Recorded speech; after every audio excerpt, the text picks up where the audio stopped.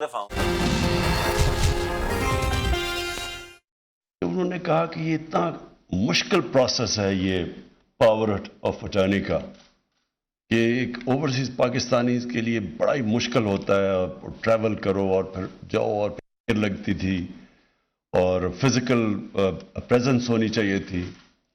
تو اور جس طرح کہا گیا یہ چھوٹا نمبر نہیں ہر سال جس کو پاور اٹارنی چاہیے ہوتی ہے. کوئی 75,000 پاکستانیوں کو سالانہ یہ اس پروسیس سے گزرنا پڑتا تھا. تو اس نے یہ کہا کہ یہ آپ اس کو ڈیجیٹائز کیوں نہیں کرتے ہیں, ٹیکنالوجی کا استعمال کریں. اور اس نے پھر ایک تجویز دی میرے پورٹل کے اوپر. اس کے بعد یہ پروسیس شروع ہوا اور اس کے بعد پھر جتنا نادرا کو بھی ایکٹ بھی چینج کیا گیا اور آج ہم ادھر پہنچ گئے ہیں کہ ہم انہی پاکستانیوں کے لیے جو محنت کش پاکستانی جن کے اوپر ہمارا ملک چل رہا ہے آج, ان کی جو ریمیٹنسز ہیں تقریباً $30 ارب ریمیٹنسز بھیجتے ہیں ہر سال وہ, اور جو ہم ایکسپورٹ سے وہ جو گیپ پورا نہیں کر سکتے ان کے پیسے کی وجہ سے آج ہم پاکستان ادھر کھڑا ہے. تو اس لیے مجھے آج خوشی ہو رہی ہے کہ ہم نے ان کے لیے ایک اور آسانی پیدا کی. اس سے پہلے بھی ہم نے کوشش کی تھی سکسیشن سرٹیفکیٹ, وہ بھی ایک بڑا لمبا پروسیس تھا. اس کے لیے بھی ہم نے ٹیکنالوجی کا استعمال کیا اور آج وہ جو پروسیس بڑا ہی مشکل تھا اس کو اب ایک ان کے لیے ادھر آسانی پیدا ہوئی. اور یہ دوسرا سٹیپ ہے کہ ان کی زندگی میں آسانی ہو. میرا انٹریکشن اوورسیز پاکستانی سے سب سے زیادہ کرکٹ کے دنوں میں جب ہم کرکٹ کھیلنے جاتے تھے تو وہ اوورسیز پاکستانی ایک ایسے ہوتے ہیں جو زیادہ تر مجبوری میں ملک سے نکلتے ہیں, نوکریاں نہیں ملتی, میرٹ کا سسٹم نہیں ہوتا, تو وہ اپرچونٹیز کے لیے باہر جاتے ہیں. اور زیادہ تر جو میرا ایکسپیرینس رہا اوورسیز پاکستانیز میں وہ ادھر جا کے زیادہ پاکستان کی قدر ہوتی ہے. وہ چاہتے ہیں کہ ہمارا ملک بھی اچھا ہو. وہ کرکٹ میچ ہوتا ہے تو سارے جا کے پاکستانی ٹیم کے ساتھ کھڑے ہوتے ہیں, اور ورلڈ کپ ہوتا ہے تو سارا اوورسیز پاکستانیز دعا کر رہا ہوتا ہے پاکستان کے لیے, اس لیے کہ وہ ان کو اور زیادہ قدر ہو جاتی ہے اپنے ملک کی. اور میں ان کو بڑے پیٹریوٹک پاکستانیز ہمیشہ سمجھتا ہوں. اور وہ جب بھی کوئی پاکستان میں مشکل آتی ہے, سیلاب کے دنوں میں یا جو زلزلہ آیا تب, یہ شوکت خانم کے لیے ہمیشہ وہ دل کھول کے پیسہ دیتے ہیں اور چاہتے ہیں کہ ہمارا ملک آگے بڑھے. تو ان کی خاص اہمیت ہے میرے دل میں. اور یہ وہ لوگ ہیں جو کہ ہمارا سب سے بڑا اثاثہ ہے. اگر ہم صحیح معنی میں ہمیشہ پولیٹکس میں آنے سے پہلے بھی یہ سوچا تھا کہ اگر ہم صحیح معنی میں اس اثاثے کو ٹیپ کر لیں تو ہمیں کوئی کسی IMF یا کسی کی قرضوں کی ضرورت نہیں ہے. لیکن بدقسمتی سے ہم نے کبھی ان کو اثاثہ نہیں سمجھا, اور ہم نے بجائے ان کی زندگی آسان کرنے میں ان کی زندگی میں مزید مشکلات پیدا کی. ہم نے ان کی جو انویسٹمنٹ, کیونکہ وہ بزنسز جب بھی وہ کرنے کی کوشش کرتے ہیں پاکستان میں ان کو زیادہ تر نقصان ہوتا ہے, کیونکہ وہاں ہمارا جو سسٹم بدقسمتی سے اس میں اتنی کرپشن آ چکی ہے اور وہ اس سسٹم کے عادی ہو چکے ہیں جدھر کرپشن نہیں ہے. تو وہ جب یہاں آ کے کام کرتے ہیں ان کے لیے بڑا مشکل ہوتا ہے یہاں کام کرنا. اور وہ زیادہ تر جو میں میڈیم والوں کی بات کر رہا ہوں وہ کوشش کر کے وہ بیچاری بزنس فیل ہو کے واپس چلے جاتے ہیں, لیکن ترستے ہیں پاکستان میں آنے کے لیے. تو اور پھر وہ جو سب سے سیف انویسٹمنٹ ہوتی ہے وہ پلاٹ لے لیتے ہیں, اور ان کی بدقسمتی کے پلاٹس پہ بھی قبضے ہو جاتے ہیں. تو اس لیے ہم اتنے بڑا اپنا جو اس ملک کا اثاثہ ہے وہ اس کا پاکستان کو پوری طرح فائدہ ہی نہیں ہو سکتا. یہ بہت بڑا فائدہ ہے کہ $30 ارب ان کی ریمیٹنس ہمارے دور میں ریکارڈ ریمیٹنسز بھیجی ہیں انہوں نے, جن کا میں خاص ان کا شکریہ ادا کرتا ہوں. لیکن اس کے باوجود جو اصل پوٹینشیل ان کی انویسٹمنٹ کا ہے, جو فورن انویسٹمنٹ پاکستان میں آ سکتی ہے, بدقسمتی سے وہ انویسٹمنٹ نہیں آتی. اور میں پھر سے ریپیٹ کرتا ہوں کہ ہم نے اس طرح ان کو سروس نہیں دی.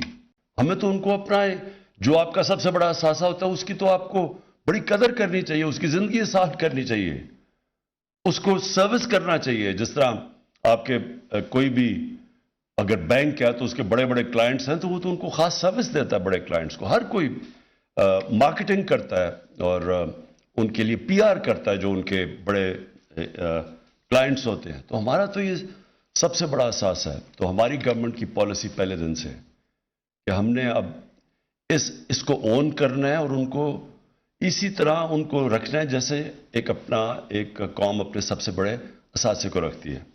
تو یہ تو ایک قدم ہے. سکسیشن سرٹیفکیٹ ایمبیسیز کو, جس طرح ابھی فارن منسٹر نے آپ کو کہا کہ ہم نے ان کو کلیئر انسٹرکشنز بھیجے ہیں کہ ایمبیسیز کو جو ہمارے خاص طور پہ جو ہمارے محنت کش Saudi Arabia, U A E, Middle East کے اندر جو صبح سے لے کے شام تک کام کر کے پیسہ بھیجتے ہیں یہاں, ان کے لیے خاص طور پہ ان کو سروس کرنا, ان کی مدد کرنا, ان کی زندگی آسان کرنا. اور اس کے لیے اب ایک فارن منسٹر نے پورٹل بھی بنایا ہے جو وہ ڈائریکٹ کوئی بھی اب بتانا چاہے کہ ہمارے کوئی مسئلے کیا ہیں تو وہ ڈائریکٹ یہاں فارن منسٹر کے پورٹل کے اوپر آ سکتے ہیں. جس طرح ہمیں یہ گریس سے ایک اوورسیز پاکستانیز نے بتایا یہ اس کا پاور آف ٹرنی کا, اس طرح ان کو بھی بڑی اچھی انفارمیشن آئے گی اب انشاءاللہ, کیونکہ وہ اب کنیکٹ ہو گیا ان سے آن لائن. جو مجھے کل خاص طور پہ خوشی ہوئی کہ ہم نے اب اوورسیز پاکستانیز کو شامل کر لیا پاکستان کی ڈیموکریسی کے اندر. اب ان کو جو ووٹنگ رائٹس ملے ہیں, میں آپ کو بتاتا ہوں اس کا فائدہ کیا ہے. اس کا فائدہ یہ ہے کہ اب ہر گورنمنٹ مجبور ہو جائے گی کہ اپنے اوورسیز پاکستانیز کی قدر کرنا, کیونکہ وہ ووٹ ڈال سکتے ہیں. جب وہ ووٹ ڈالیں گے تو وہ تو اس گورنمنٹ کو ووٹ دیں گے جو ان کی زندگیاں بہتر کرے گی, آسان کرے گی. اور تو یہ اس سے بڑا فائدہ ہوگا کہ ووٹ کا سب سے بڑا فائدہ یہ ہوتا ہے کہ ایک جمہوریت کے اندر ایک انسان اپنی ووٹ کے ذریعے حکومت کے اوپر چیک رکھ سکتا ہے. تو یہ 90 لاکھ اوورسیز پاکستانی ہیں ہمارے, ان کو اب جب رائٹ ملے گا ووٹ دینے کا تو یہ جو ووٹس ہے گورنمنٹ سب ان کی قدر کریں گی, جو بھی گورنمنٹ آئے گی.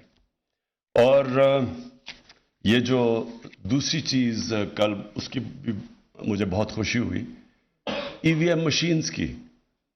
دیکھیں یہ بھی آج ہم اس لیے کر سکے ہیں کیونکہ نادرا نے ٹیکنالوجی کا استعمال کر کے ان کی زندگی آسان کی ہے. تو ٹیکنالوجی تو انسان کی زندگی ہر جگہ آسان کر رہی ہے. اب ہر جگہ دیکھ لیں کہ ٹیکنالوجی جدھر جدھر ٹیکنالوجی آ رہی ہے, کدھر لوگوں کی کیا 20 سال پہلے 10 سال پہلے کیا تھا اور آج کیا ہے. ٹیکنالوجی, یہ موبائل فون نے دنیا چینج کر دی ہے, اور اتنی تیزی سے ٹیکنالوجی چینج کر رہی ہے کہ انسانی تاریخ میں کبھی ٹیکنالوجی اتنی تیزی سے چینج نہیں انسان کی زندگی میں لے کے آ رہی جو آج ہے. تو اس لیے ٹیکنالوجی کا آج استعمال نہ کرنا, اس سے بڑا امکانہ کیا سوچ ہو سکتی ہے. سوچے 2008 کے اندر الیکشن گورنمنٹ نے ایک کمیشن بنائی تھی, غالباً میرے خیال میں سغرا امام اس کی ہیڈ تھیں, اور انہوں نے ریکمنڈیشن دی, بار بار میٹنگز کر کے انہوں نے ریکمنڈیشن دی. الیکشن کمیشن نے ریکمینڈ کیا کہ ای وی ایم الیکٹرانک ووٹنگ مشینز آنی چاہیے. یہ 2008 کی بات کر رہا ہوں, لیکن کیوں نہیں ایکسیپٹ ہوئی. یہ کوئی بھی وہ لوگ جو اس ملک کے اندر ایک پرانے سسٹم سے فائدہ اٹھا رہے ہیں وہ کبھی چینج نہیں آنے دیں گے. ہم نے اتنی کوشش 3 سالوں میں, مثلا میں آپ کو مثال دیتا ہوں کہ کس طرح یہ ایک کرپٹ سسٹم سے جو فائدہ اٹھاتے ہیں چینج نہیں آنے دیتے. ہم نے یوٹیلیٹی سٹورز کے اندر ہم نے چیک کرنے کے لیے کہ پلفریج نہ ہو, ہم نے اس کو آٹومیٹ کرنے کا فیصلہ کیا. اندر یوٹیلیٹی سٹور کے جو لوگ کام کر رہے تھے انہوں نے ہی جا کے عدالت میں سٹے آرڈر لے لیا, آٹومیشن روک دی. ایف بی آر کتنی دیر سے کوشش کر رہی ہے آٹومیشن کی, وہ کوئی نہ کوئی وجہ سے وہ ہونا نہیں. اندر سے لوگ FBR کے اندر سے لوگ آٹومیشن نہیں آنے دیتے، کیونکہ یہ جو سسٹم بنا ہوا ہے اس میں سے بدقسمتی سے پیسہ آتا ہے. اسٹیٹ گورنمنٹ کے پاس پیسہ نہیں آتا، لیکن جو ٹیکس کلیکٹ کرنے والے ہوتے ہیں ان میں سے کئی بڑا پیسہ بناتے ہیں. ٹریک اینڈ ٹریس سسٹم، بڑی بڑی کمپنیز، بڑے بڑے ایسے سیمنٹ ہوا یا جدھر اربوں اربوں روپے کی سیلز ہوتی ہیں، شوگر، سگریٹ، یہ کتنے 15 سال سے کوشش ہو رہی ہے کہ ٹریک اینڈ ٹریس سسٹم آئے تاکہ وہ جو چیز بیچتے ہیں، مثلا اگر 100 یونٹس بیچ رہے ہیں تو وہ صرف 70 یونٹ ڈکلیئر کرتے ہیں، 30 آف بکس بیچ دیتے ہیں. تو ٹریک اینڈ ٹریس سسٹم سے یہ ختم ہو جانا تھا. یہ اب جا کے ہماری 3 سال کی کوششوں سے انشاءاللہ اگلے ہفتے پہلی دفعہ پاکستان کی تاریخ میں ہم ٹریک اینڈ ٹریس سسٹم لے کے آ رہے ہیں، جس کو کئی سالوں سے سیبوٹاج کیا گیا. تو یہ وہ لوگ جو کہ پرانے سسٹم، کرپٹ سسٹم سے فائدہ اٹھا رہے ہیں، وہ چینج نہیں آنے دیتے. اب EVM مشین ہے، ساری دنیا میں کام کر رہی ہے. ہمارے سارے جتنے مسئلے ہیں جو ہماری ہوئی تھی جوڈیشل کمیشن 2015 میں، اس نے لسٹ کیا 6 ہفتے کی ہیئرنگ کے بعد کہ کیا کیا مسئلے ہیں کہ پاکستان میں صاف اور شفاف الیکشن 1970 کے بعد نہیں ہو سکے. انہوں نے لسٹ کی کیا وجوہات تھی. وہ سارے مسئلے ختم ہو جاتے ہیں EVM مشین سے. پچھلے الیکشن کے اندر 15 لاکھ ووٹ ضائع ہوئی. وہ اگر EVM مشین ہوتا تو 15 لاکھ ووٹ کاسٹ ہو جانی تھی. اس میں بہت بڑے فراڈ چلتے ہیں، جعلی ووٹس ہیں، مرے ہوئے لوگوں کی ووٹس انہوں نے درج کروائی ہوئی ہیں، یہ ساری اڑ جاتی ہیں جس دن EVM مشین آئے. تو EVM مشین سے ہمیں کیا فائدہ ہے؟ یہ ایسی ہے کہ جب میں کرکٹ میں 8 سال کوشش کی نیوٹرل امپائرز لانے کی. اب مجھے کیا فائدہ تھا نیوٹرل امپائرز کا؟ اور پاکستان وہ ملک ہے جو دنیا 200 سالہ کرکٹ کی تاریخ میں جو نیوٹرل امپائر لے کے آئے تھے.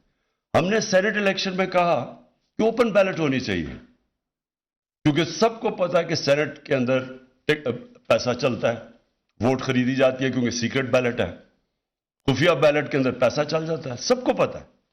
30 سال سے پیسہ چل رہا ہے. ہم گورنمنٹ میں بیٹھ کے ہم نے کہا کہ اوپن بیلٹ ہونی چاہیے، پتا چلے کہ کس نے کس کو ووٹ دی ہے. دونوں جماعتوں نے اس کے خلاف کھڑے ہو گئے. یعنی اس میں مجھے کیا فائدہ، ہماری پارٹی کو کیا فائدہ کہ اگر لوگوں کو پتا چل جائے کس نے کس کو ووٹ دیے. تو یہ سارے وہ لوگ ہیں جو کرپٹ سسٹم کو بچا رہے ہیں. اور یہ ساری جنگ پاکستان میں یہ ہے کہ ایک طرف ایک کرپٹ سٹیٹس کو بیٹھا ہوا ہے جو ایک کرپٹ سسٹم کو بچا رہا ہے، اور دوسری طرف ایک ملک کو آگے بڑھانے کی کوشش ہو رہی ہے نئی ٹیکنالوجی کا استعمال، ریفارمز کر کے، اصلاحات کر کے. اور یہ اس وقت یہ جو سارا اسمبلی میں کل ڈرامہ ہوا تھا وہ اس چیز کا تھا. کیوں روک رہے ہیں آپ اوورسیز پاکستانیز کو ووٹ ڈالنے میں؟ ان کی پیسہ تو آپ لے لیتے ہیں لیکن وہ ووٹ نہیں دے سکتے. ان کے پیسے پہ ملک چلتا ہے لیکن ووٹ نہیں ہم نے لینے دینا ان کو. EVM مشین 2008 سے کوشش کر رہے ہیں لیکن یہ بلاک کر رہے ہیں. آج کیونکہ میں اوورسیز پاکستانیز کو ایڈریس کر رہا ہوں اور میں ان کو یہ کہنا چاہتا ہوں کہ ہماری گورنمنٹ ایک تو بہت خوش ہے کہ آپ کو ووٹنگ کا رائٹ ملا، اور اب ہم کے ذریعے آپ شامل ہوں گے پاکستان میں. پاکستان کی گورنمنٹ سینسٹیو ہوں گی کہ اوورسیز پاکستانیز کی کیا پرابلمز ہیں. اور دوسرا، ان کی ہم نے زندگی آسان کی ہے اور انشاءاللہ ان کی زندگی مزید ان کے لیے ہم اور سہولتیں پیدا کرتے جائیں گے، ان کو یہ بتانے کے لیے کہ پاکستان کی قدر کرتا ہے.